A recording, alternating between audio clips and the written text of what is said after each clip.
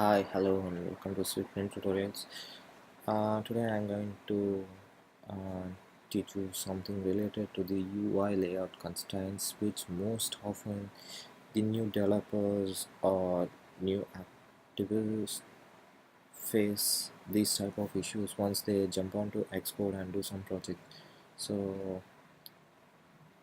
let the scenario be where the user has to have a text field or a button, and this button has to appear in all the devices. So once he shifts from the iPhone 5s or 6, okay, let it be from 6 or 7, once he toggles to the next level of iPads like 12.8 inch or iPad 9.inch. So once they toggle to that resources, the buttons has to be compatible to that screen types. So that is called as adaptability. And today I'm going to teach a small session regarding those constraints between the buttons, and this has been made very easy by the Xcode. So let's easily move into the topic and learn the stuff. So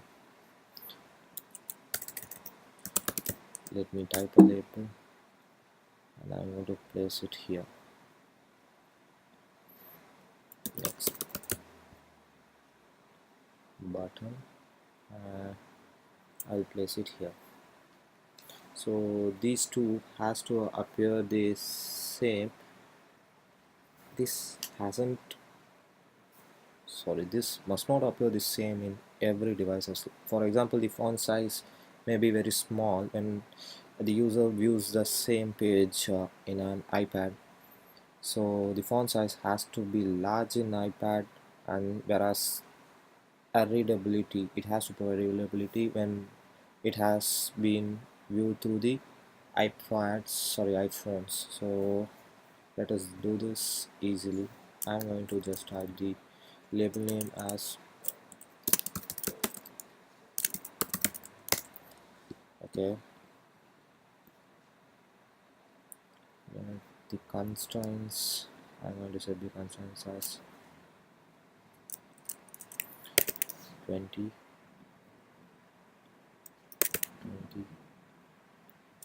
20, okay, let it be 180. So this shows that there's no constraints for this one, and I'm going to take it as 20,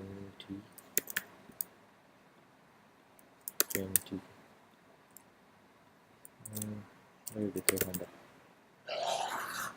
but not respect to the constraint margins. So I have added this and this. Now I'm going to align it to the center. Let the color be something blue, and the button background,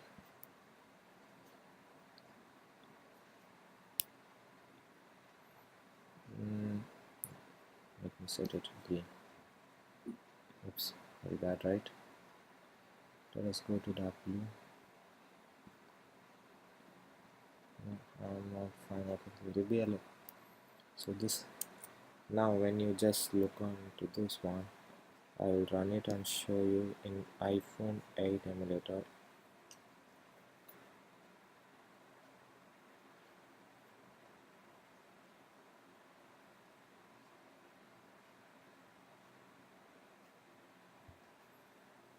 Yeah, it's done right now. Just look. Now it's very compact within the screen, that is the emulator. The size of the buttons and the UI labels are just fit into that the screen size. So now I'm going to do the same with, let me go to, okay, 10.5 inch. Now it's a 10.5 inch iPad Pro, and let us look how it appears.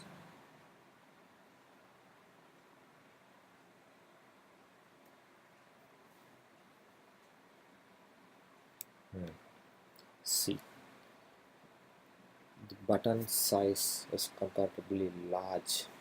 It has occupied a wide range and wide area, whereas the hello world is like it is at the top, most very top.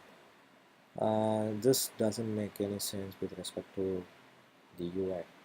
Maybe once the user uses some large devices, the button has to be like small, and the hello world has to be somewhat like below, so it's at the top. So we'll make those arrangements right now. Simple. Just stop the run emulator being run. Just click this button. So if you if you just click the constraints in the inspector window, you could see some constraints like this is from like uh, aligning the button from right, left, top and bottom. So I'm going to change this when the device is like an iPad or maybe even more. So how to do this? Just go click, this is a constraint, add customization. So I'm going to give the my own customized constraints when it is an iPad. So regular states that it is a larger device, whereas compact regular it's a smaller device, and compact regular it will be the change in orientation. So once if you change the orientations, then you can also customize it. So I'm going with regular and adding the variation. So here the constraint height will be like higher, maybe some 450. That will be 450. I have given that. Now I'm clicking this constraint. I'm going to add a constant of 450. Done. So what about this? I need this much below than that appears right now. So clicking that regular, adding variation, and I'm going to state it as like 100. So now these three constraints 1 2 3 has been placed, whereas I didn't change. And if you need such a change, then you could do the same. And you can also add n number of constraints compact. You can do anything and play around.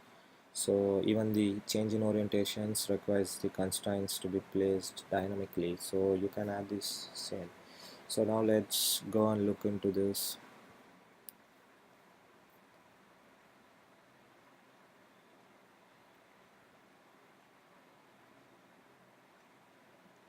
Yeah, it's much pretty good, right? See, the hello world has been moved down and the button looks like a button right now, whereas in the previous it looked like a poster. So yes, you could change every constraint in a dynamic manner, and also you could change the font size. Let me show that how to change. I need this hello fonts to be large when it is viewed in a iPad. So